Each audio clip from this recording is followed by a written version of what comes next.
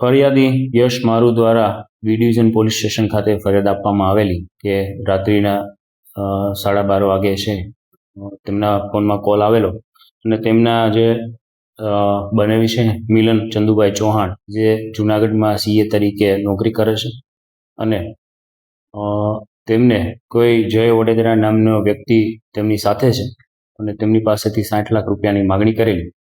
આથી જો આ રૂપિયા આપવામાં નહીં આવે તો આ લોકો છે તેને મારી નાખશે તેવી હકીકત જણાવેલી. અને અન્ય કોઈ વ્યક્તિએ આ મિલન ચૌહાણના ફોનમાંથી જણાવેલું કે અમારે લોનની મેટર છે એટલે પૈસા સમયસર પહોંચાડી દેજો.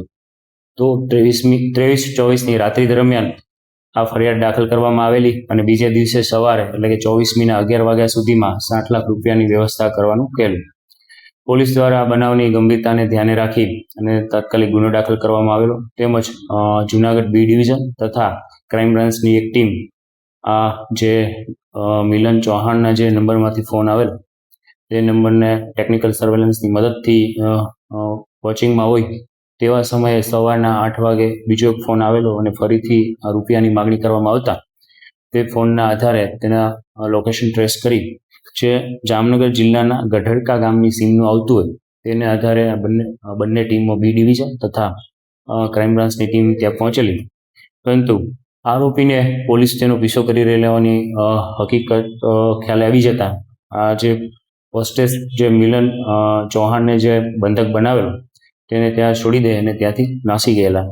આ મિલન ચૌહાણને સહી સલામત છે બી ડિવિઝન પોલીસ સ્ટેશન ખાતે લાવેલા અને તેની વધુ પૂછપરછ કરવામાં આવેલી, જેમાં તેના જણાવ્યા મુજબ આ જય ઓડેદરા અને અન્ય 3 વ્યક્તિઓ સાંજના સમયે તેને જયસી રોડ ખાતેથી છે એ ગાડીમાં બેસાડી અને અપહરણ કરીને લઈ ગયેલા. ત્યારબાદ છે ત્યાં 60 લાખ રૂપિયાની માગણી કરેલી અને જો રૂપિયા નહીં આવે તો મારી નાખવાની ધમકી આપેલી. આ ગુનાની હાલ વધુ વિગતવારની તપાસ હાથ ધરવામાં આવેલ છે. મિલન ચૌહાણને છે 24મીના 11 વાગે પોલીસને મળી આવેલો છે. ખાસ કરીને એક ફોરવ્હીલ પણ મળી આવી છે. ફોરવ્હીલમાં લઈ ગયા ત્યાંથી ફોરવ્હીલ પણ આ જે મિલન ચૌહાણ છે તેમને જે ગાડીમાં લઈ ગયેલા ત્યાંથી ફોરવ્હીલ પણ પોલીસ દ્વારા છે એ તપાસના માટે લાવવામાં આવેલી છે. વધુમાં અન્ય આરોપીઓના મોબાઈલ હાલ સ્વિચ ઓફ આવે છે. આ સાથે સાથે અલગ અલગ હ્યુમન સોર્સિસના આધારે પણ આરોપી પકડવા માટે એ દિશામાં તપાસ શરૂ છે.